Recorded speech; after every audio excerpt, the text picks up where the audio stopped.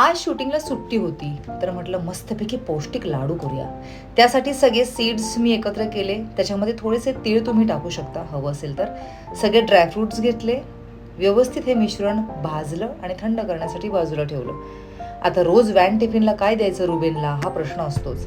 मग वेळ मिळाला की असलं काहीतरी मी ट्राय करत असते. मखाना घेतला, तोही व्यवस्थित भाजून घेतला.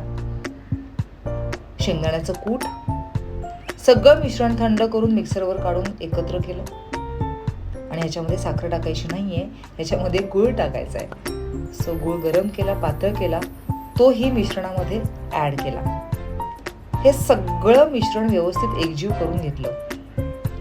आणि चव अजून वाढावी म्हणून त्याच्यामध्ये वेलची पावडर आणि जायफळ सुद्धा टाकलं. या दोन गोष्टी फार महत्त्वाच्या आहेत, त्याच्यामुळे लाडू खूप टेस्टी होतात. आणि मग त्याच्यामध्ये साजूक तूप टाकलं, घरी बनवलेलं. आता लाडू वळायचे, सगळे एकत्र करून झाले लाडू तयार. तुम्ही सुद्धा ट्राय करा आणि लाडू कसे झाले तुम्हाला नक्की कमेंटमध्ये